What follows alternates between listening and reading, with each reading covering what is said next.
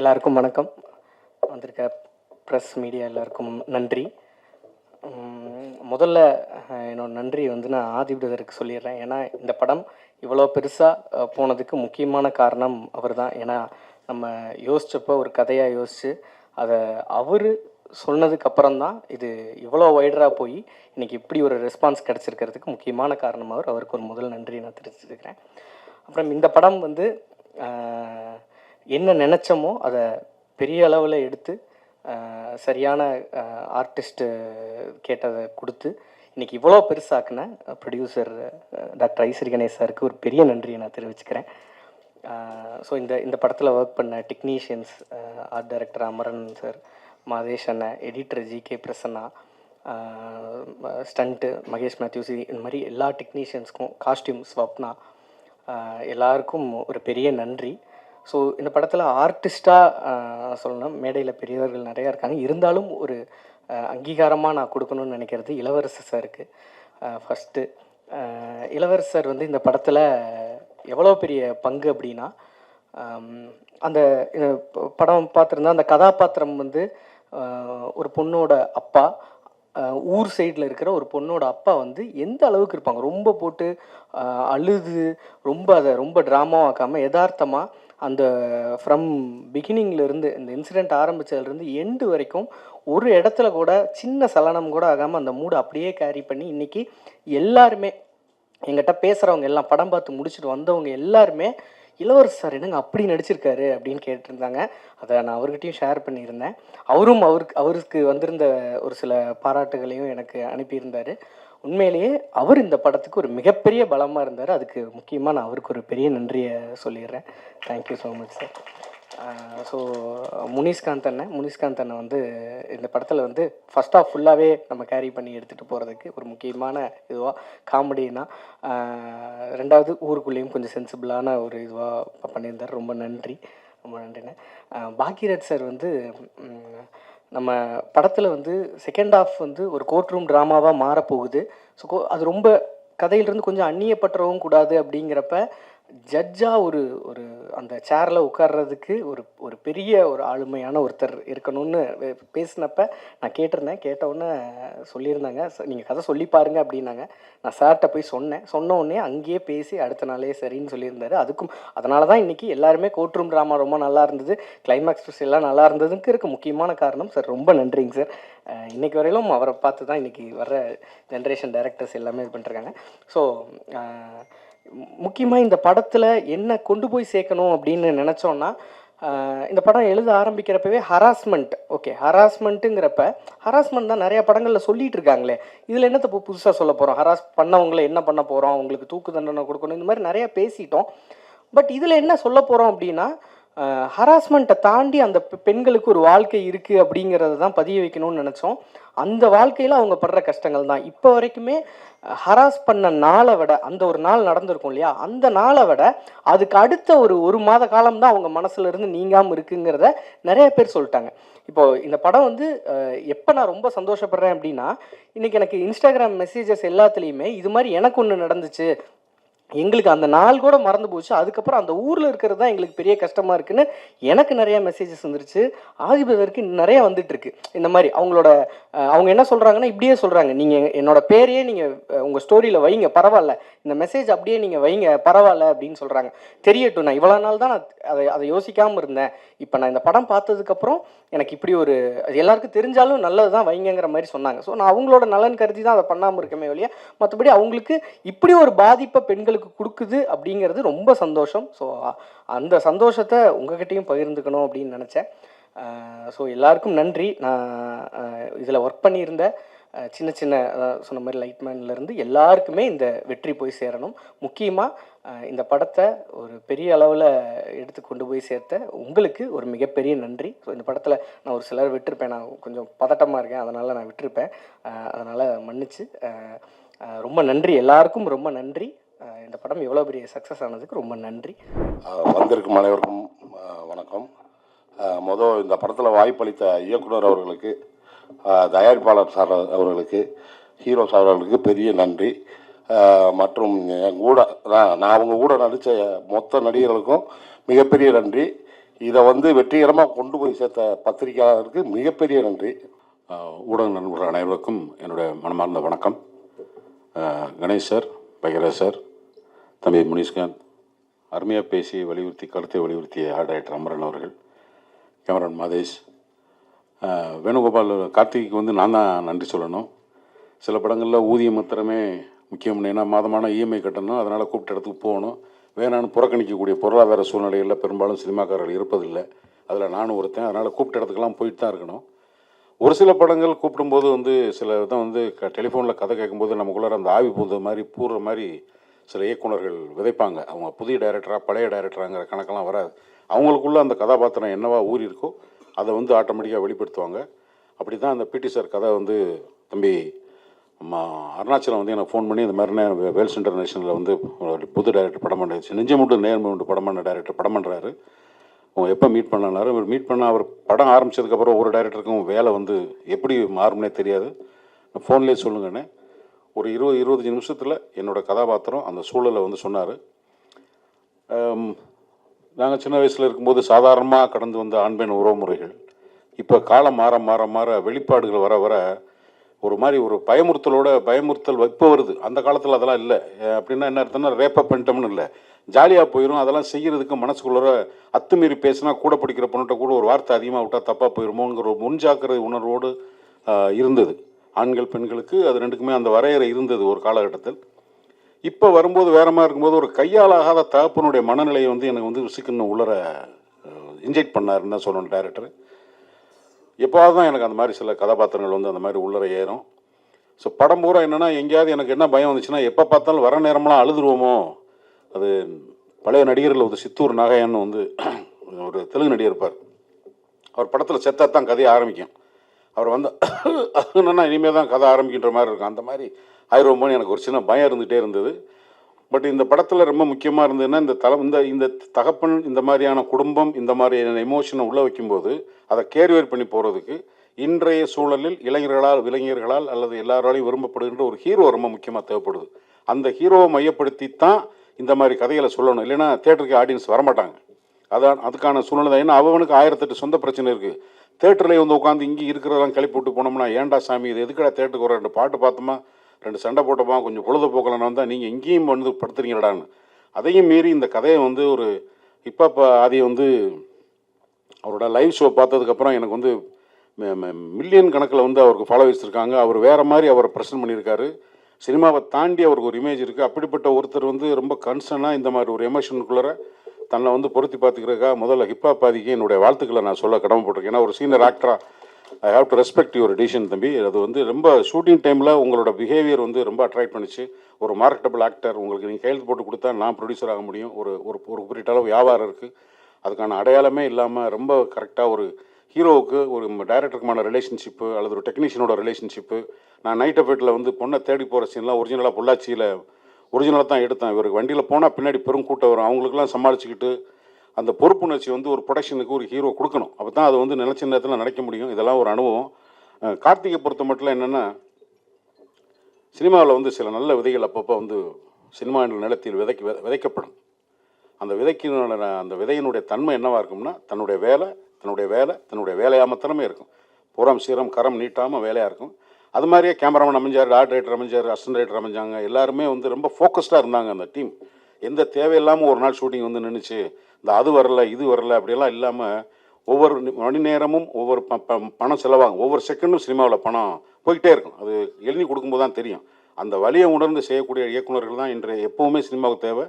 அந்த வேலை எனக்கு வாய்ப்பு கொடுத்ததுக்காகவும் பொறுப்பை உணர்ந்து செயல்படுகின்ற ஒரு இயக்குநராக இருக்கிறவங்க கார்த்தி, நீங்கள் நல்லா இருக்கணும். இன்னும் உங்களுக்கு பண்மையில் நீங்கள் வளரணும் என்னோடய வாழ்த்துக்களை கூறி, காலேஜ் சேர்மன், காலேஜுக்குள்ளே நடக்கிற ஒரு அக்கிரமம், இந்த மாதிரி ஒரு சேர்மன் வில்லனாக இருக்கார். ஆனால் படத்தை எடுத்தவர் ஒரு கல்வியினுடைய ஒரு பெரிய நிறுவனம் நடத்துகிறவர்.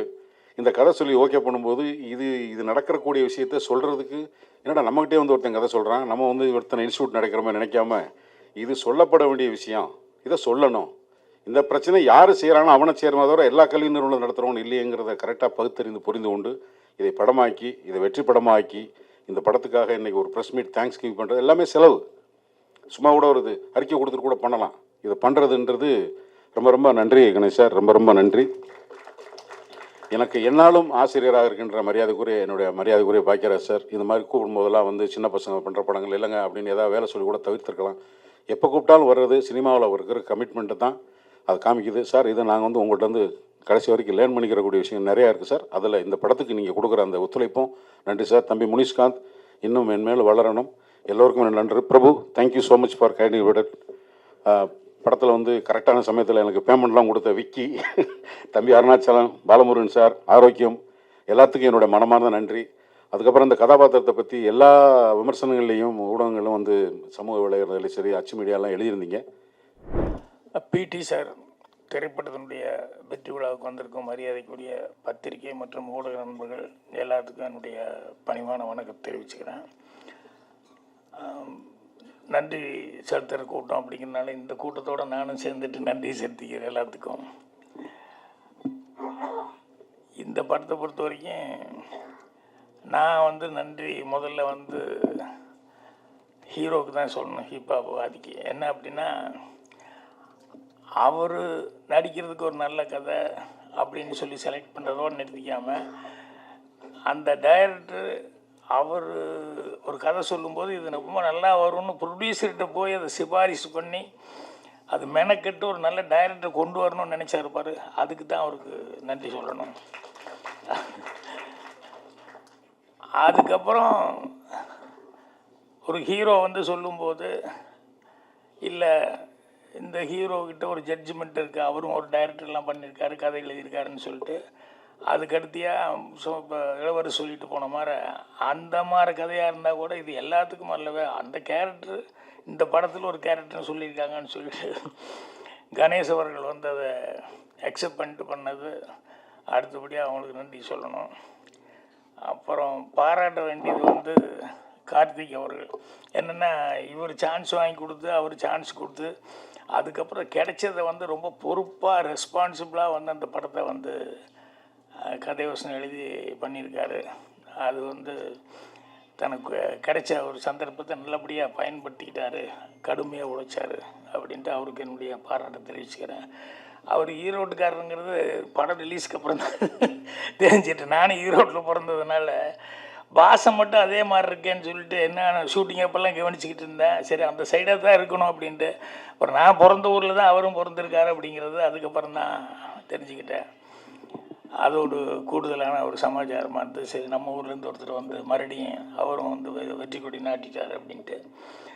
அப்புறம் இங்கே பேசும்போது இந்த தொகுத்து வழங்கின ஐஸ்வர்யா அதுக்கு பேசுறதுக்கு என்ன மேட்ரு இருக்குன்னே தெரியலையே, என்ன பேச போகுது அப்படின்னு சொல்லிட்டு இதை எல்லோரும் நன்றி சொல்வார்கள் அப்படி இப்படின்னு சொல்லி சுருக்கமாக முடிச்சுக்க போகுதுன்னு நினச்சா அவங்க பல விஷயங்களை சொன்னாங்க. படத்தை பற்றியெல்லாம் நிறைய விஷயங்கள் வந்து அது அந்த மெட்டீரியல் இதெல்லாம் வந்து ரெடி பண்ணி வச்சுக்கிட்டேன், வரும்போது எழுதிக்கிட்டே உட்காந்துருந்தாங்க. அதுக்கப்புறம் அவங்க பேசும்போது பரவாயில்லையே விவரமாக பேசுகிறாங்க, நிறைய மேட்டர்லாம் ரெடி பண்ணிட்டான்னு. அப்புறம் இன்னொருத்தர் அவங்க பக்கத்துலேயே அந்த கடைசியில் உட்காந்து யாரோ ஒருத்தர் எழுதிட்டு இருந்தார், யாருன்னே தெரியல. அதுக்கப்புறம் பார்த்தா ஆர்ட் அவரும் உட்காந்து என்னமோ நோட் பண்ணிகிட்டே இருக்காரு அப்படின்னு கவனித்தேன். அப்புறம் ஆர்டர்னு அப்புறம் சொன்னாங்க. அப்புறம் இப்போ பேசும்போது தான் கவனித்தேன் அவர் நிறைய விஷயம் வச்சுருக்காரு அப்படின்னு சொல்லிட்டு. அவர் சொல்லும்போது ஒரு விஷயம் சொன்னார், இந்த ரேப்பு அப்படி இப்படிங்கிறதெல்லாம் சொல்லி ஆண்கள் அப்படின்னே சொல்லி அது தவிர்க்க முடியாத ஒரு சமாச்சாரம். இந்த ஆண்களுக்கு ஏதோ ஒரு ஈர்ப்பு இருந்துகிட்டே இருக்குங்க, அது ஜீன்ஸ்லேயே ஏதோ இருக்குன்னு நினைக்கிறேன். பெண்கள்னாலே ஆண்கள் அப்படின்னு சொல்லி ஒரு ஈர்ப்பு அப்படிங்கிறது அது ஆராய்ச்சி பண்ணி தான் கண்டுபிடிக்கணும். ஏன்னா இது சொல்லுன்னு சொன்னோம்னா பத்தினி சொல்லுன்னா லைனாக சொல்லுவான். நான் சொன்ன மாதிரி தமயந்தி சாவித்திரி அது இது நல்லா இப்படி ஏதாவது சொல்லிக்கிட்டே போயிட்டுருப்பாங்க. ஏகபத்தினி வருதுன்னா ஒரே ஒரு ஆள் தான் சொல்லிகிட்டு இருப்பாங்க, வேறு யாருக்கும் சொல்லவே மாட்டீங்க. ஏன்னா பெருசாக சொல்கிறது இல்லையில்ல, ஆகுன்னா ஸ்ரீராமன் ஸ்ரீராமன். அதனால் அது ரேர் கேஸுன்னு நினைக்கிறேன், அந்த மாதிரி இருக்கிறது ரொம்ப ரேர் கேஸுன்னு நினைக்கிறேன். அதனால் அவர் சொல்லும்போது அந்த இன்னும் நிறையா விஷயங்கள் அவர் படிச்சிருக்காரு. காரணம் நேரங்கிறது கம்மியான விஷயங்கள் மட்டும் சொன்னார். அடுத்தபடியாக நான் வந்து அசிஸ்டன்ட் டைரக்டர் ஆகும்போது நான் ஒரு புத்திசாலித்தனமாக பண்ணதாக நான் நினச்சிக்கலாம். ஆனால் அது நான் வந்து எவ்வளோ கன்னிங்னஸாக பண்ணேன்னு எனக்கு தான் தெரியும். என்னென்னா, இந்த அசிஸ்டன்ட் டைரக்டர் ஆகும்போது கிளாப் கொடுத்துருவாங்க. அந்த கிளாப்பு நம்ம தான் கிளாப் அடிக்கணும். அப்புறம் அது அவ்வளோ பெருசாக அதை தூக்கிட்டே சுற்றிட்டு இருக்கணும். அதோடைய இந்த டைலாகு ஸ்கிரிப்ட் அது இதெல்லாம் வச்சுட்டு இது கிளாப் அடிக்கிறதுனா ஒவ்வொரு ஷாட்டுக்கும் அங்கே நம்ம ரெடியாக இருந்து கிளாப் காமிக்கணும், இல்லைன்னா அடிக்கணும். அப்படிங்கிறதுனால இது ஒரு இடைஞ்சலாகவே இருக்கு. மற்ற ஆர்டிஸ்ட்டு போய் டயலாக் சொல்கிறதுக்கோ அதுக்கோ இதுக்கோ அதெல்லாம் கவனிக்கிறது மற்றதுக்கெல்லாம் வந்து இது கிளாப் அடிக்கிறது பெரிய ஒரு தொல்லையான வேலையாக இருக்கு. இது எப்படியாவது அவாய்டு பண்ணிக்கணும் அப்படின்னு சொல்லிட்டு இது எப்படிடா அவாய்டு பண்ணுறதுன்னு சொல்லி பார்த்தேன். அங்கே சோம்நாத் ஆர்ட் டைரக்டர் அவர்கிட்ட அசிஸ்டண்ட்டாக சேகர்னு ஒரு ஆள் அவருடைய அசிஸ்டண்ட்டாக இருந்தாப்புல. அவர் எல்லாத்துலேயும் பூந்துக்குவாப்புல. அசிஸ்டன்ட் டைரக்டர் மாதிரியே எல்லா வேலையும் பார்க்குறது பிடிக்கிறது அப்படின்னு சொல்லிட்டு அந்த ஆள் துருதுருன்று கிளாப் அடிக்கிறதுல வந்து தெரியுமா, அப்போ தான் ஃபஸ்ட்டு படம் எப்படி அடிக்கணும் தெரியுமா அப்படின்னு எல்லாம் என்கிட்ட கேட்டுக்கிட்டே இருந்தாப்புல. சரி இந்த ஆளுக்கு கொஞ்சம் தெரியும் போலக்கு அப்படின்னு சொல்லிட்டு வேணும்னே நான் ஷார்ட் 5 அப்படின்னு சொல்லிட்டு பை 3 டேன்னு சொல்லி உளறனேன் வேணுனேன். டே என்னையா சொல்கிற நீ, ஒரு கிளாப்பு கூட கரெக்டாக சொல்ல தெரியலையான்னு 2 தடவை பார்த்தாரு. பை பை பை டெக் டெக் டெக் அப்படின்னு 2 தடவையும் தப்பாக சொல்ல ஆரம்பிச்சோன்னே உடனே எங்கள் டைரக்டர் யோ சேகரிங்க வா, என்னையா நீ ஒரு கிளாப்பு கூட கரெக்டாக சொல்ல தெரியலன்னு சேகர்ட்டு கொடுத்தாரு. அவன் ஸ்டைலாக வாங்கிட்டு அப்படியே அடித்தான். அதோடு சரி நான் அப்படியே ஒதுங்கிட்டேன். அதுக்கப்புறம் கிளாப்பே தூக்குற வேலை இல்லை. அப்புறம் தப்பிச்சுக்கிட்டேன் நான். எதுக்கு இது சொல்ல வந்தேன்னு இவ்வளோ பெரிய கதை, இந்த இளவரசு தான் இந்த கதை எனக்கு ஞாபகம் வருது. அவருடைய தொழில் வேறு, அவர் முதல் வந்தது இல்லைங்களா. இவர் என்ன தப்பு பண்ணி கேமராமேனு டே நீ நடிக்க போடா, நீ எல்லாம் இதில் சரியாக வரமாட்டேற அப்படின்னு சொல்லி என்ன சொல்லி அனுப்பிச்சாங்கன்னு தெரியல. ஆனால் இன்றைக்கி ஸ்கோர் பண்ணிட்டு இருக்காரு. எல்லா கேரக்டரும் காமெடியும் பண்ணுறாரு, சீரியஸும் பண்ணுறாரு. எனக்கு படம் பார்க்கும்போது இவ்வளோ நல்ல கேரக்டர் பண்ணியிருக்காரு அப்படின்னு சொல்லிட்டு அது யாருக்கு என்ன வரணுமோ அது எப்படி சுற்றினாலும் அது ஏதோ ஒரு விதத்தில் வந்து தான் சேரும். அதனால் இளவரசு அவர்கள், முனிஷ்காந்த் இவங்க எல்லாமே வந்து இந்த படத்தில் சிறப்பான முறையில் நடிச்சிருந்தாங்க. நம்ம சொன்ன மாதிரி அந்த கதையினுடைய இதை வந்து கேட்டுக்கிட்டு அவர் சொன்னதை வந்து கார்த்திக் அவர்கள் ரொம்ப மெனக்கெட்டு கரெக்டாக பண்ணியிருந்தார். அவருக்கு வந்து ஆர்ட் டைரக்டர் மாதிரி நம்ம மாதேஷ் கேமராமேன் மாதிரி இவங்க எல்லாமே வந்து இன்னும் ஆஃபீஸ் ஸ்டாஃப் முதல் கொண்டு எல்லாருமே அவருக்கு ஃபஸ்ட்டு படங்கிற மாதிரி இல்லாமல் எல்லாருமே ரொம்ப நல்ல கோஆப்ரேட் பண்ணியிருந்தாங்க. ஸோ அந்த படத்தில் வேலை பார்க்கும்போது ஒரு ஜாலியான ஒரு டீமாக வேலை பார்த்துட்டு வந்தோம். அப்புறம் படம் பார்க்கும்போதும் ரொம்ப நிறைவாக இருந்தது. முன்னாலெல்லாம் வந்து 50 ஒரு 100 நாள் ஓடினா தான் படம் அதுதான் வெற்றி விழா வரும். அப்புறம் 175 நாளுங்கிறது இப்போ அப்படி இல்லை. 5ஆவது நாள் 7ஆவது நாளே வந்து வெற்றி விழான்னு. அப்புறம் படம் வந்து முன்னாள் எல்லாம் ப்ரிவ்யூ அப்படி இப்படிங்கிறதெல்லாம் இருந்தது. இப்போல்லாம் தேட்டரில் தான் கொண்டு போய் ப்ரெஸ்ஸையே கொண்டு போய் உட்கார வைக்கிறான். ஏன்னா முன்னாலேயே சொல்லிக்கலி ஏதாவது கெடுத்து விட்டா என்ன பண்ணுறது அப்படிங்கிற மாதிரி இவங்களுக்கும் பாதி பயம், யாரும் தைரியமாக படமும் போடுறதில்ல. ஆனால் இந்த படமெல்லாம் வந்து ரிலீஸுக்கு முன்னாலேயே கரெக்டாக வந்து ரொம்ப நம்பிக்கையோடு வந்து கணேஷ் அவர்கள் வந்து இந்த படத்துக்கு வந்து ப்ரெஸ் மீட், ஏன்னா நான் வந்து படம் பார்க்குறதுக்கு முன்னாலேயே எனக்கு ப்ரெஸ்ஸில் பார்த்துட்டு எனக்கு ஒரு 5-6 பேர் ஃபோன் பண்ணி சார் படம் பார்த்தோம் நல்லா இருந்தது அப்படின்னு சொல்லி சொன்னாங்க. ஸோ அந்த மாதிரி இப்போ சீக்கிரமாகவே இந்த வெற்றி விழா அப்படிங்கிறதெல்லாம் இல்லாமல் எப்படா ஒரு 50 நாள் ஓடி வெற்றி விழா இல்லாட்டி 75-100 நாள் அப்படிங்கிற மாதிரி இப்போ அது ஒரு கனவு மாதிரி ஆகிப்போச்சு. ஏன்னா அதுக்கான வாய்ப்புகளே இல்லாத அளவுக்கு அது விஞ்ஞான முன்னேற்றத்தில் அப்படி தான் வரும். ஏன்னா இப்போ ஒரு ஏல ஓடி பியில் ஓடி சியில் ஓடி அப்புறம் கடைசியில் டென்ட் அப்படின்னு வர்றது இல்லாமல் இப்போ ரிலீஸே டென்ட் வரைக்கும் வந்துருச்சு அப்படின்னு சொல்லும்போது நம்ம எதிர்பார்க்கவும் முடியாது அவ்வளோ நாள் ஓடும்ட்டு. இருந்தாலும் அதையும் தாண்டி 25 நாள் 50 நாள் அப்படிங்கிறதெல்லாம் சில நேரங்களில் இந்த மஞ்சுமல் பாய்ஸ் எல்லாம் பிடிச்சிக்கிச்சல்ல, ஒரு பெரிய பொடி பிடிச்சிக்கிதெல்லாம் அந்த மாதிரி படம் எடுத்து நல்லா ஓடுற அளவுக்கு எல்லாருமே மேக்ஸிமம் முயற்சி பண்ணோம். ஸோ இந்த படத்துக்கு பத்திரிகையாளர்கள் உண்மையிலேயே ஒரு நல்ல ஒரு விமர்சனங்களை கொடுத்து உங்களுடைய சப்போர்ட்டுங்கிறது பெரிய லெவலில் இருந்தது. அதனால் மேலும் மேலும் இந்த மாதிரி டீம் வளர்கிறதுக்கு பத்திரிகையாளர்களுடைய இதே மாதிரி சப்போர்ட் இருக்குன்னு சொல்லி கேட்டு என்னுடைய மனமார்ந்த நன்றியை தெரிவிச்சுக்கிறேன். நன்றி, வணக்கம். அனைவருக்கும் வணக்கம். பிடி சார் படத்தினுடைய சக்ஸஸுக்கு ப்ரெஸ்ஸில் இருக்கிற அனைவருக்கும் நன்றி தெரிவிக்கும் இந்த விழாவிற்கு வருகை தந்துள்ள அனைவருக்கும் என்னுடைய மனமார்ந்த நன்றியை முதலிலே தெரிவித்துக் கொள்கிறேன். நிறைய ஃபஸ்ட்டு ஒரு ப்ரெஸ் மீட் நடந்துச்சு, அதுக்கு முன்னாடி ஒரு லான்ச் நடந்துச்சு. இது 3வது முறையாக இங்கே வரும். ஆனால் அப்போல்லாம் வந்து யாருமே படம் பார்க்கல. படம் பார்க்காமையே படத்தை பற்றி பேசிகிட்டு இருந்தோம். இப்போ எல்லோரும் படம் பார்த்துட்டாங்க. இன்றைக்கி வந்து 3வது வாரமாக கிட்டத்தட்ட இன்றைக்கி மட்டும் 120 தேட்டரில் படம் ஓடிட்டுருக்கு தமிழ்நாடு முழுவதும். அப்ராட்லேயும் நல்லா போயிட்டுருக்கு. பாக்யராஜ் சார் பேசும்போது சொன்னார், இந்த காலகட்டத்தில் நிறைய படங்கள் வந்து 2 நாள் கூட ஓட முடியறதில்ல. 1 வாரம் ஓடினா பரவாயில்ல, 2 வாரம் ஓடினா சக்ஸஸ்ஸு, 3 வாரம் ஓடினா மிகப்பெரிய ஹிட்டு. அந்த நிலைமைக்கு இன்றைக்கி வந்துருச்சு. அதுக்கு சார் சொன்ன மாதிரி நிறைய சேனல்ஸ், ஓடிடி இந்த மாதிரி பிளாட்ஃபார்ம்லாம் வந்ததுனால 50 நாள் எனக்கு கூட பிடி சார் படத்துக்கு 50வது நாள் கொண்டாடணுன்னு ரொம்ப ஆசை. பார்ப்போம் எவ்வளோ படம் நல்லா தான் போயிட்டுருக்கு. 50வது நாள் கொண்டாடுவோன்னு நினைக்கிறேன். அது நம்ம கையில் இல்லை.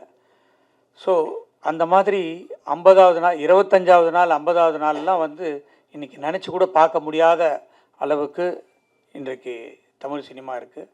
ஏன்னா 28வது நாள்லேயே வந்து அமேசான்லேயோ நெட்ஃப்ளிக்ஸ்லேயோ படத்தை போட்டுடுறாங்க. அதுக்கப்புறம் தேட்டரில் எப்படி ஓடும்?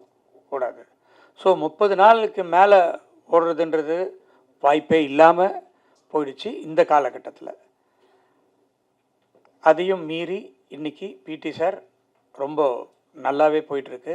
நல்லா போகிறத விட எனக்கு ரொம்ப சந்தோஷம் என்னென்னா, எனக்கு இந்த படத்தில் வந்து நிறைய பேர் ஃபோன் பண்ணி ஒரு நல்ல படம் பார்த்தேன் அப்படின்னு என்கிட்ட பேசாதவங்கெல்லாம் கூட ஃபோன் பண்ணி சொன்னாங்க. அது எனக்கு ரொம்ப மகிழ்ச்சியாக இருந்தது. அதை இந்த நேரத்தில் நான் தெரிவித்துக் கொள்வதில் மகிழ்ச்சி அடைகிறேன். அது மட்டும் இல்லாமல் எனக்கு தெரியல பிரதர், இப்போ பாதி இன்னைக்கு காலையில் நான் இந்த வர்றதுக்கு முன்னாடி கேட்டேன், 12 கோடியே 25 லட்சம் இன்ன வரைக்கும் கலெக்ஷன் ஆகிருக்கு இந்த படம் அப்படின்னு சொல்லியிருக்காங்க. ஸோ அது ஒரு மிகப்பெரிய வெற்றி. ஆதி ப்ரோ அவர்களுக்கு இந்த படம் வந்து நிறைய வெற்றி படங்கள் அவர் கொடுத்துருக்காரு. பட் இருந்தாலும் ஒரு வெற்றியில் வந்து ஒரு திருப்தி இருக்கணும். அதுதான் எனக்கு ஒரு நல்ல படம் வேல்ஸ் ஃபிலிம் இன்டர்நேஷ்னலில் இருந்து கொடுத்துருக்கோம் அப்படின்றது ரொம்ப மகிழ்ச்சி. அதற்கு காரணம் கார்த்திக் இயக்குனர். நீங்கள் எல்லோரும் படம் பார்த்துருப்பீங்க. படத்தில் எந்த ஒரு சீன்லேயுமே எந்த ஒரு இதுலையுமே ஒரு தொய்வு இல்லாமல் அந்த ஸ்க்ரீன் ப்ளே ஆகட்டும், அந்த டைலாக் ஆகட்டும், அந்த கிளைமேக்ஸ் ஆகட்டும், எல்லாமே வந்து ரொம்ப நீட்டாக பண்ணியிருக்காரு. ஒரு சிறந்த ஒரு இயக்குனராக வர்றதுக்கு அவருக்கு நிறைய வாய்ப்பு இருக்குது. அது வேல்ஸ் ஃபிலிம் இன்டர்நேஷ்னலே கொடுக்கும் அப்படின்றத இந்த நேரத்தில் நான் தெரிவித்துக் கொள்வதில் ரொம்ப மகிழ்ச்சி. அடுத்த படமும் வேல்ஸ் இன்டர்நேஷ்னலில் பண்ணுறாருன்னு நான் ஏற்கனவே அறிவிச்சிருக்கேன். அதை மீண்டும் இங்கே வந்து இந்த நேரத்தில் சொல்கிறதுல எனக்கு ரொம்ப மகிழ்ச்சி. இந்த படத்தில் நடித்த அனைவருமே ரொம்ப தத்ரூபமாக, அது கேப்டன் ஆஃப் த ஷிப்புன்னு சொல்கிறது வந்து டைரக்டர் தான் சொல்லுவோம். அந்த டைரக்டர்னால அந்த கேரக்டர்ஸ் எல்லாருமே ரொம்ப நல்லா பண்ணியிருந்தாங்க. அஃப்கோர்ஸ் அவர் கேட்ட கேரக்டர்ஸ் எல்லாம் நாங்கள் கொடுத்தோம் ஆக்டர்ஸை. அதுவும் ஒரு ப்ளஸ் பாயிண்ட்டு தான். பட் அதனால் எனக்கு கூட பட்ஜெட் நிறைய ஏறிடுச்சின்னு சொன்னேன் நான்.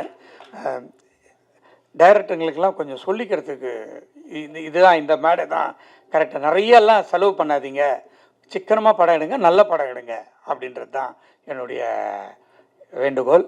இந்த படம் ஒரு நல்ல படம், சிக்கனமாகவும் எடுத்துருக்குறோம். ஆர்டிஸ்ட்லாம் நிறையா வந்தவுடனே அது பெரிய படம் ஆயிடுச்சு. முனிஷ்காந்த் சார் வந்து ஃபர்ஸ்ட் ஹாஃபில் வருவார், ரொம்ப நல்லா காமெடி பண்ணிட்டு போவார். அதே மாதிரி பாண்டியராஜன் சார், தியாகராஜன் சார் ரொம்ப நல்லா நடிச்சிருந்தார். இளவரசு சார் சொல்லவே வேணாம், எல்லா பத்திரிகையிலும் அவரை பற்றி எழுதாத பத்திரிகையே கிடையாது. நான் உண்மையிலேயே இந்த படத்து ரிவ்யூ தான் நான் இது வரைக்கும் நான் ரிவ்யூலாம் படிக்கவே மாட்டேன். பட் இந்த படத்தில் என்ன தான் எழுதியிருக்காங்க அப்படின்னு பார்த்தேன். எல்லாருமே ரொம்ப நல்லா எழுதியிருந்தீங்க. உங்களால் தான் இன்றைக்கி இந்த படம் இந்த அளவுக்கு ரீச் ஆச்சு. அதுக்கு இன்னொரு முறையும் நான் உங்களுக்கு நன்றி சொல்லிக்கொள்ள கடமைப்பட்டிருக்கிறேன். இப்போ பாதி பிரதர் தான் இந்த படத்தை எனக்கு எடுத்துகிட்டு வந்து கொடுத்தாரு.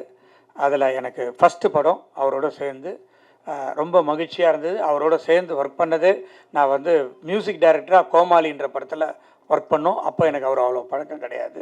இந்த படத்தில் அவர் ஹீரோவாகவும் 25வது மியூசிக் பண்ணியிருக்கிற படமாகவும் இது அமைஞ்சது. படத்துடைய ரீரெக்கார்டிங் தனியாக பேசப்பட்டது. அதுக்கும் அவர் இந்த படத்தில் அவரை தவிர வேறு யார் நடிச்சிருந்தாலும் இந்த அளவுக்கு போய் சேர்ந்துருக்குமா அப்படின்றது எனக்கு ஒரு டவுட்டு தான். ஸோ டைரக்டர் வந்து கரெக்டாக சூஸ் பண்ணார். அவருக்கு கொடுத்த பாத்திரத்தை அவர் ரொம்ப பிரமாதமாக பண்ணி இன்னைக்கு சக்ஸஸ் காணதுக்கு காரணம் ஆதி ப்ரோ. ப்ரோ நம்ம நிறைய படம் பண்ணணும் ப்ரோ. பாக்யராஜ் சார் வந்து கிளைமேக்ஸில் வந்து ஒரு கலக்கிட்டு போயிடுவார். நான் கூட கேட்டேன் டைரக்டரை, பாக்யராஜ் சார் பெரிய ஆர்டிஸ்ட்டு வேணுமான்னு. இல்லை சார் அவர் வந்தால் தான் சார் அந்த கிளைமேக்ஸ் நிற்கும் அப்படின்னாரு. இல்லைப்பா எனக்கு ரொம்ப வேண்டப்பட்டவர், நானே பேசிடுறேன், ஒன்றுமே பிரச்சனை இல்லை, வந்து பண்ணிவிடுவாருன்னு சொன்னோம். அதே மாதிரி வந்து பண்ணி அந்த கிளைமேக்ஸை தூக்கி கொடுத்தாரு பாக்யராஜ் சார். கேமராமேன் ரொம்ப அழகாக நல்லா பண்ணியிருந்தார். அதான் முன்னாடியே பேசினாங்க, ஆர்ட் டைரக்டர் ரொம்ப பேச மாட்டாருன்னு சொல்லிட்டு. ஆனால் ஆர்ட் டைரக்டர் ரொம்ப பேசினார், ஆனால் கருத்தோடு பேசினார். இதுதான் ஃபஸ்ட்டு டைம்மு அவரை இங்கே நான் மீட் பண்ணுறது, ரொம்ப சந்தோஷம்.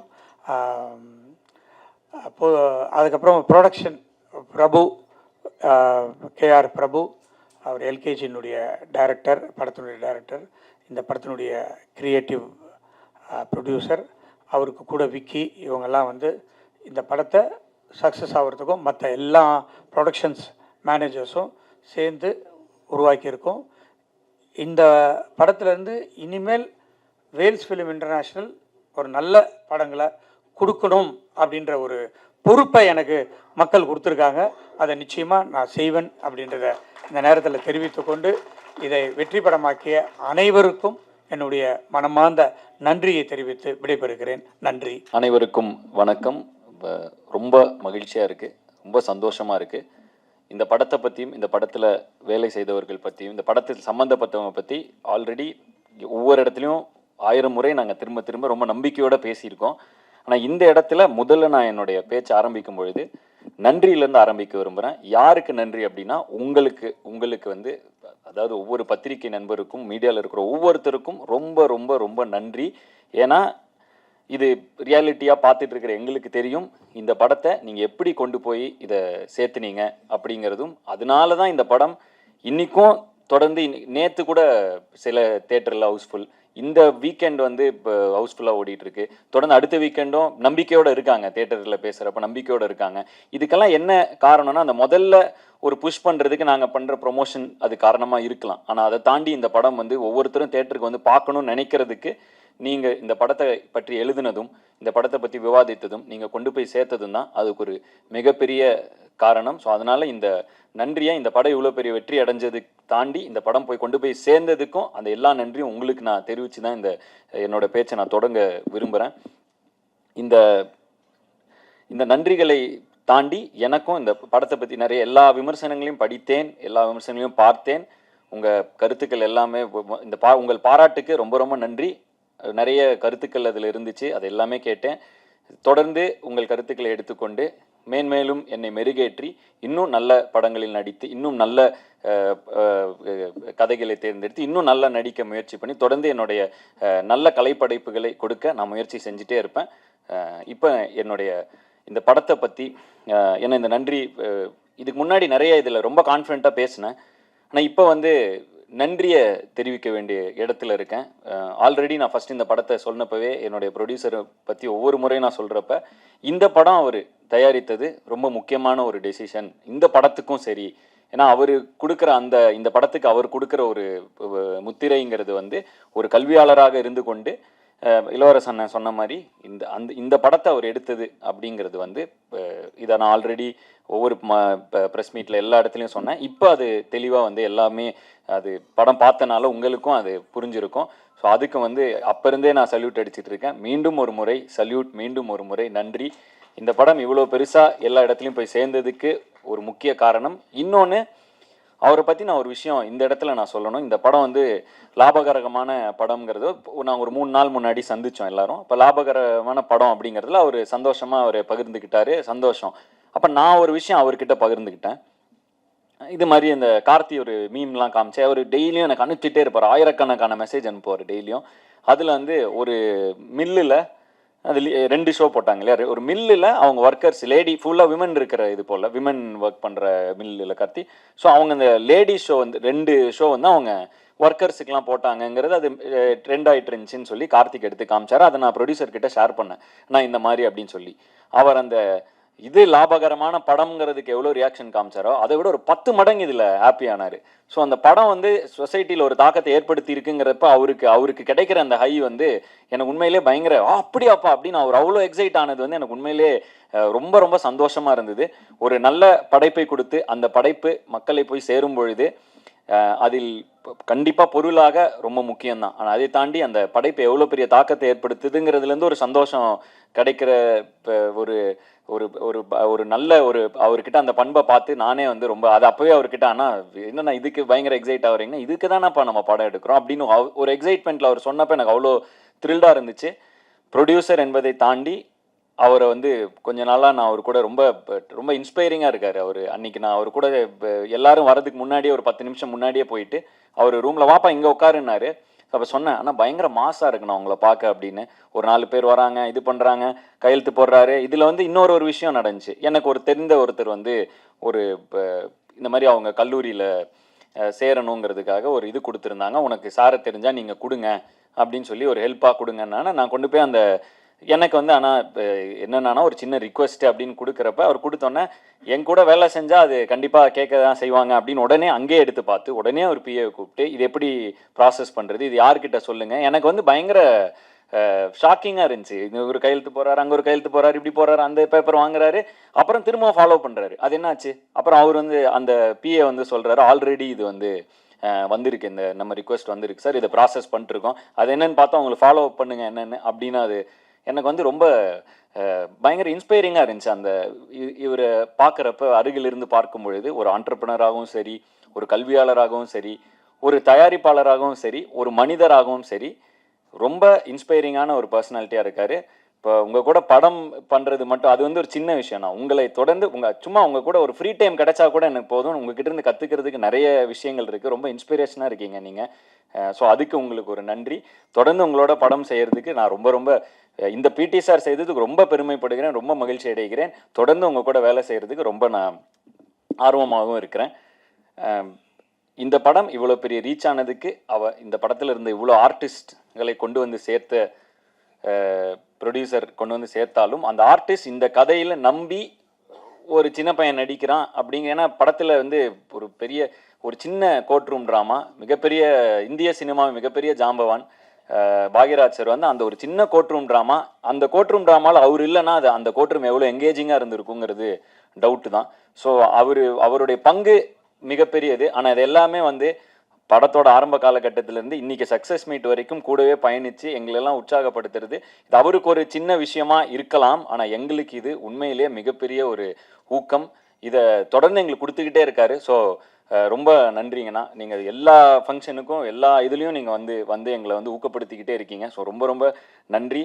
அண்டு இளவரசு அண்ணன் ரொம்ப ஒரு ஆக்டிங்கை நான் வந்து இந்த நிறைய விஷயங்கள் இந்த படத்தில் கொஞ்சம் எனக்கு கண்ணை திறந்து இன்னும் ஆக்டிங் வந்து எப்படி அவர் கிட்டத்தட்ட வாழ ஆரம்பிச்சிடுறாரு. ஒரு 5 நிமிஷம் முன்னாடி அவர் வந்து இளவரசு அண்ணனாவே இல்லை, அவர் அந்த கேரக்டராக திடீர்னு மாறிடுறாரு. ஒரு 3 நிமிஷம் முன்னாடி அந்த ஜோனுக்குள்ளே போனோன்னே லிட்ரலாகவே பக்கத்தில் இருக்கப்ப தெரியுது இவ்வளோ டெடிக்கேட்டடாக அவ்வளோ சின்சியராக கிட்டத்தட்ட இந்த கேரக்டராக மாறிடுறாரு கொஞ்ச நேரத்துக்கு. அவரோட அப்புறம் அந்த கட்டு சொல்லி ஒரு 1 மினிட் ஆகுது அவர் அதுலேருந்து வெளியே வர. எனக்கு இது மிகப்பெரிய ஐ ஓப்பனர். ஏன்னா பொதுவாக வந்து நான் வந்து டைலாக்லாம் படித்து பயங்கரமாக ப்ரிப்பேர் பண்ணுவேன், ஸ்டண்ட்டுன்னு அது முன்னால் ப்ராக்டிஸ் பண்ணுவேன், எல்லாம் பண்ணுவேன்.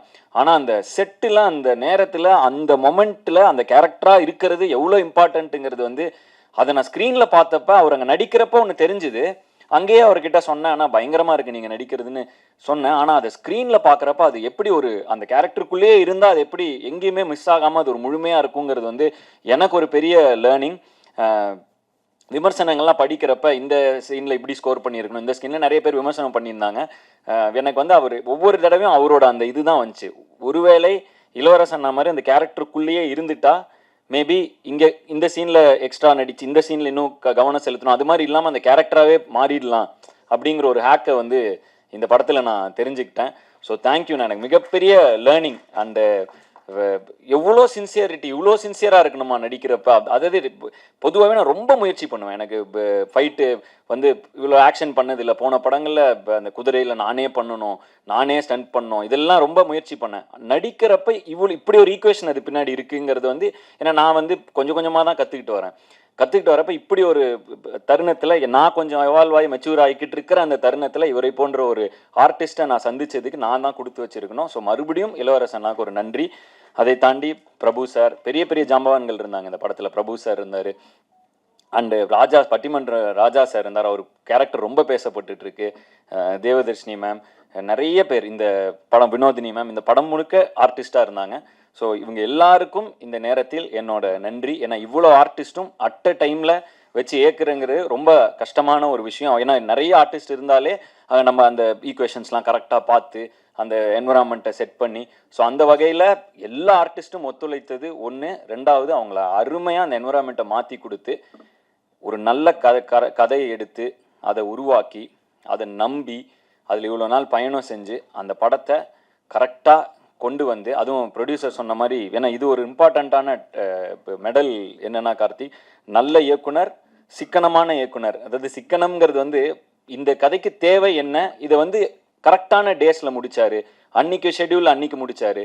அதனாலேயே இந்த படம் எங்கள் எல்லாருக்கும் மகிழ்ச்சியாக இருக்க காரணம் என்னென்னா, இந்த படம் ஏன்னா ஒரு படம் அப்படிங்கிறது வந்து பேர் சம்பாதிக்கிற அளவுக்கு பொருளும் அதுலேருந்து வரும்பொழுது தான் தொடர்ந்து அதை திரும்ப ஊக்கப்படுத்தி அப்படி தான் வந்து திரும்ப நல்ல படங்கள் கொடுத்துட்டே இருக்கிறதுக்கு ரெண்டுமே முக்கியம். ஸோ அந்த மாதிரி ஒரு லாபகரமான படம் அமைய காரணம், லாபம்னா என்ன, காஸ்ட் ப்ரைஸ் மைனஸ் இதுதான் ப்ராஃபிட்டுமாங்க. ஸோ அந்த காஸ்ட் ப்ரைஸை வந்து கண்ட்ரோலில் வைக்கிறது வந்து டைரக்டர் கையில் அது மிகப்பெரிய பங்கு இருக்குது. ப்ரொடக்ஷன் கூட அவர் ஒரே யூனிட்டாக இணைந்து நடத்தினா தான் அது முடியும். ஸோ அந்த வகையில் கார்த்திக் வந்து ஒரு மிகப்பெரிய பாராட்டு. சூப்பராக பண்ணீங்க கார்த்திக், பயங்கர எஃபிஷியண்ட்டாக ஒரு படம் எடுக்கிறதுங்கிறது ரொம்ப இம்பார்ட்டண்ட். அதை சூப்பராக பண்ணீங்க. அண்ட் ஏன்னா ப்ரொடியூசர் உங்கள் மேலே அவ்வளோ நம்பிக்கை வச்சு அவ்வளோ ஆர்டிஸ்ட் கொடுக்குறப்ப அது நீங்கள் வந்து எந்த வகையிலும் ஒரு மாதிரி அதில் குழம்பாமல் தெளிவாக அதை எடுத்தது உங்களுக்கு மிகப்பெரிய பாராட்டு. அண்ட் இன்னைக்கு இந்த படத்துக்கு கிடைச்சிட்டு இருக்கிற பாராட்டுக்களை ஒவ்வொரு இடத்துலேருந்தும் பார்க்கும்பொழுது ரொம்ப சந்தோஷமாக இருக்குது. 2-3 விஷயங்கள், தருணங்கள். நாங்கள் வந்து தமிழ்நாடு முழுக்க டூர் போனேன். இந்த படத்தை வந்து எனக்கு வந்து ரசிகர்களோட பார்க்கணுன்னு ஆசைப்பட்டு தமிழ்நாடு முழுக்க போனோம். சில இடங்களில் நடந்த சில விஷயங்கள் அதை நான் இன்ஸ்டாகிராம்லேயும் ஷேர் பண்ணிகிட்ருக்கேன், என்னோட பர்சனல் பக்கங்களில் ஷேர் பண்ணிகிட்ருக்கேன். சில விஷயங்கள் எனக்கு ரொம்ப நெகிழ்ச்சியாக இருந்துச்சு. கார்த்தியும் கூட இருந்தார், மாதேஷனும் கூட இருந்தார். நாங்கள் 3 பேர் தான் போனோம். அதாவது ஒரு அம்மா ஈரோட்டில் ஒரு அம்மா வந்து தேங்க்யூ அப்படின்னு சொல்லி ஒரு தொடர்ந்து அதை நான் ஷேர் பண்ணுறேன். இப்போ தொடர்ந்து அந்த இதில் தொடர்ந்து ஒரு 30 செகண்ட்ஸ் வந்து தேங்க்ஸ் ஃபார் த மூவி அப்படின்னு அவங்க ஒரு இதாகி வந்து பர்சனலாக அவங்க நான் கிளம்புறப்ப அவங்க கையெல்லாம் பிடிச்சி அது வந்து ரொம்ப எங்களுக்கு ஒரு மாதிரி நெகிழ்ச்சியாக இருந்தது. அண்டு ஒவ்வொரு இடத்துலையும் எங்களை ரொம்ப க்ளோஸாக ரிசீவ் பண்ண மாதிரி எங்களுக்கு ஒரு ஃபீல் இருந்துச்சு. அதுவும் முக்கியமாக திருப்பூரில் ஸ்ரீசக்தி தேட்டரில் நாங்கள் வந்து படம் பார்த்து அந்த கூட்டத்தில் வரப்போ ரெண்டு பாட்டிங்க அவங்க வந்து அவங்களுக்கு கண்டிப்பாக என்னை யாருன்னு தெரிஞ்சிருக்க வாய்ப்பே கிடையாது. அவங்களுக்கு வந்து அவங்க சான்ஸே கிடையாது. அவங்க வந்து அங்கே தேட்டரில் வேலை பார்க்குற பாட்டிங்கன்னு நினைக்கிறேன். ஸோ அவங்க அந்த ஸ்க்ரீனில் பார்த்துருக்காங்க, அந்த படம் அவங்களுக்கு ஏதோ ஒரு இன்ஃப்ளூயன்ஸ் ஆகிருக்கு. அவங்களுக்கு என்ன பேசுறதுன்னு, அவங்களுக்கு என்ன சொல்கிறதுன்னு கூட தெரில. அவங்களுக்கு சும்மா என் பக்கத்தில் வந்து நிற்கணும், பார்க்கணும் அப்படின்னாங்க. இந்த மாதிரி அவங்க வந்து அப்புறம் வந்தாங்க, கையை பிடிச்சிக்கிட்டா எனக்கும் என்ன சொல்கிறதுன்னு தெரில. ஏன்னா அவங்களுக்கு ஏதாவதுனா நம்ம என் படம் பார்த்துருக்கீங்களான்னு கேட்கலாம், சான்ஸே இல்லை. அவங்களுக்கு என்னை யாருன்னே தெரில. பட் அவங்களுக்கு வந்து அந்த படத்தை பார்த்து அவங்க என் கையை பிடிச்சிட்டு அப்படியே அவங்க சும்மா அப்படியே ஒரு பார்த்துட்டே இருந்தாங்க. எனக்கு ரொம்ப நெகிழ்ச்சியாக இருந்தது அந்த மாதிரி விஷயங்கள். அது கார்த்திக் இருந்தார், மாதேஷ் இருந்தார். நாங்கள் அந்த மொத்தமாக இந்த தமிழ்நாடு டூர் நாங்கள் கிட்டத்தட்ட முந்தா நேற்று கூட கேரளா போயிட்டு வந்தோம். இந்த மாதிரி ஒரு படம் பண்ணி முடிச்சுட்டு அந்த நேரத்தில் போய் மக்களை சந்திக்கும் பொழுது ரொம்ப சில விஷயங்கள் ரொம்ப நெகிழ்ச்சியாக இருக்குது. இந்த நெகிழ்ச்சி என்பதை தாண்டி ஒரு மிகப்பெரிய பொறுப்புணர்வை கொடுக்குது. ஒரு கலைஞனாக நல்ல படைப்புகளை தொடர்ந்து கொடுத்துட்டே இருக்கணும். நம்ம படைப்புகள் எங்கேயோ யாருக்கோ ஒரு சின்ன தைரியத்தை கொடுக்குது, சின்ன ஒரு சாட்டிஸ்ஃபேக்ஷன், ஒரு ரிலீஃப். நம்ம படைப்புகள் ஒருத்தரை டச் பண்ணுதுங்கிறதே வந்து நம்ம ஒரு கலைஞனாக கொடுத்து வச்சிருக்க வேண்டிய ஒரு விஷயம். அந்த வகையில் இந்த படத்தில் என்னை நாயனாக இமேஜின் பண்ணி ஒரு கதை எழுதி அந்த கதையில் நான் நடித்தா நல்லா இருக்கும்னு சொல்லி எனக்காக இப்படி ஒரு விஷயத்த பண்ணதுக்கு நன்றி கார்த்திக், நன்றி. மிகப்பெரிய இந்த படம் எல்லா வெற்றியும் தாண்டி பர்சனலாக எனக்கு மிகப்பெரிய திருப்தியான ஒரு படமாக இந்த படம் இருக்குது. அதுக்கு ரொம்ப நன்றி. என்னை எப்போவுமே அழகாக காட்டுற மாதேஷ் அண்ணன் ரொம்ப நன்றி. அன்பரிவுலையும் சரி, இங்கேயும் சரி, எனக்காக வந்து இந்த சொல்லுவாங்களே லைட் எக்ஸ்ட்ரா வச்சாங்க, அந்த மாதிரி ரொம்ப ரொம்ப இது பண்ணுவார், எனக்காக எஃபர்ட் போடுவார். அண்டு டயர்டாக தெரியறதுக்கு முன்னாடி சொல்லுவார், கொஞ்சம் ஸ்க்ரீனில் இப்படி இது பண்ணுங்க அது பண்ணுங்க, நிறைய என் மேலே ஒரு எக்ஸ்ட்ரா கேர் அவருக்கு எப்போவுமே இருக்குது. அந்த வகையில் மாதேஷ் மேடி ப்ரோன்னு நான் சொல்லுவேன். மாதேஷ் அண்ணனுக்கு ரொம்ப ரொம்ப நன்றி. தொடர்ந்து பயணிக்க முதல் முறையாக சார் கூட பயணிக்கிறேன். இதுதான் ஃபஸ்ட்டு டைம். அவரை நான் பெருசாக வந்து பார்க்கவே மாட்டோம், அவர் பேக்லேயே தான் இருப்பார். ஸோ இப்போ தான் வந்து சார் கூட ஃபஸ்ட்டு படம். ரொம்ப தத்ரூபமான நிறைய ஆர்ட் இதெல்லாம் வந்து எது செட்டு எது வீடு எதுன்னே தெரியாத அளவுக்கு நல்லா பண்ணியிருந்தீங்க சார், சூப்பராக இருந்துச்சு. அண்ட் முனீஷ் அண்ணன், அவர் கூட நான் அடிக்கடி நடிக்கிறது எனக்கு ரொம்ப பிடித்த நடிகர். நான் ஒரு படம் வீரனில் நடிச்சிருந்தார், எனக்கு எப்போயுமே நான் சிரித்தால நடிச்சிருந்தார்.